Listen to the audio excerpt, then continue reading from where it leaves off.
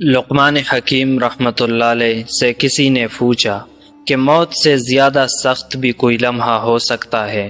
وہ بولے، جب کسی نسلی آدمی کو بدنسل انسان کا محتاج ہونا پڑے۔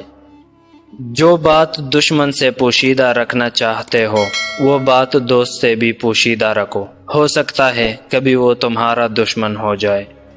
عبادت صرف جائے نماز پر ہی نہیں، یہ میٹھی زبان سے، اچھے الفاظ سے اور خوبصورت رویوں سے بھی ہوتی ہے۔ تنقید کے لیے علم کا ہونا ضروری ہے، جبکہ نکتہ چینی کے لیے جہالت ہی کافی ہے۔ نصیحت وہ سچی بات ہے جسے ہم کبھی غور سے نہیں سنتے، اور غیبت وہ بدترین دھوکہ ہے جسے ہم پوری توجہ سے سنتے ہیں۔ کسی کی اصلی شخصیت دیکھنی ہو تو اس سے اختلاف کر کے دیکھ لو۔ اختلاف شخصیت کا ایکس رے ہے۔ اختلاف میں کردار پر بات کرنے والے کبھی اپنے نہیں ہوتے۔ بزدل ہمیشہ اپنوں سے لڑتا ہے، دشمنوں سے نہیں۔ اپنے آپ کو اتنی خاموشی سے سنبھالو کہ کوئی آپ کے اندر چلنے والے طوفان کا اندازہ بھی نہ لگا سکے سوائے اللہ کے۔ کبھی کبھی ہمیں قیمتی لگنے والے لوگ کسی دوسری جگہ مفت دستیاب ہوتے ہیں۔ ہم جن کی عزت کرتے ہیں وہ ہمیں مجبور سمجھتے ہیں، اور ہم جن سے بہت پیار کرتے ہیں وہ ہمیں بے وقوف سمجھتے ہیں۔ محبت یا عزت کسی کو اتنی مت دو کہ وہ تمہاری قدر کرنا بھول جائے۔ رشتوں کو توڑنے کے لیے غلطیوں کی ضرورت نہیں ہوتی، جب دل بھر جائے تو لوگ خود ہی غلطیاں ڈھونڈ لیتے ہیں۔ منافق کبھی بھی معذرت کی طرف نہیں آتے، وہ بس تعویلیں ہی کرتے ہیں۔ آپ کسی کے لیے کتنے اہم ہیں یہ ہمیشہ وقت ہی بتاتا ہے۔ وقت گزر جاتا ہے لیکن نشان چھوڑ جاتا ہے، کبھی دل پہ اور کبھی روح پہ۔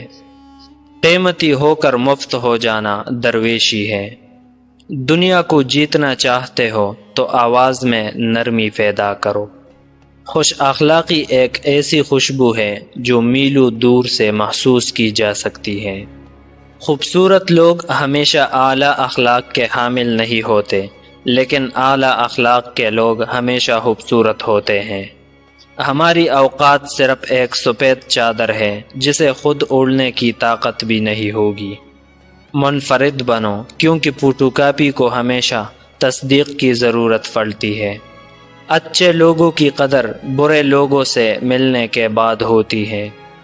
صبر، خاموشی اور لا تعلقی بہترین انتقام ہے۔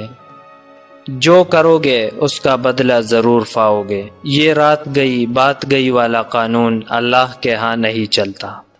بار بار سستی اور تکن محسوس کرنا یا بار بار سونے کی خواہش کرنا انسانی صحت کے لیے پریشان کن علامتیں ہیں۔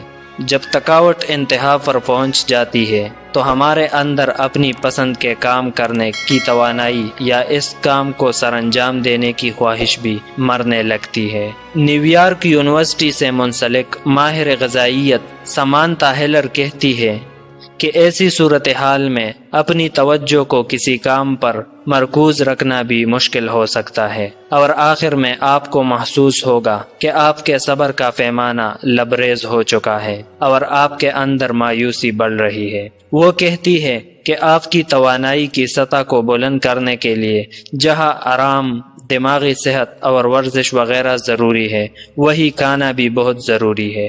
ایسے میں اپنی کھانے کی عادات کو اچانک تبدیل کرنے کے لیے کوئی انقلابی منصوبہ بنانے سے بہتر ہے کہ آپ اپنے کھانے کے معمول میں چھوٹی موٹی تبدیلی کریں۔ یہ چھوٹی موٹی تبدیلیاں شروعات میں ہی مؤثر ثابت ہو سکتی ہے۔ انسان کا زوال تب شروع ہوتا ہے جب وہ اپنے ساتھ مخلص رہنے والے لوگوں سے منافقت شروع کر دیتا ہے۔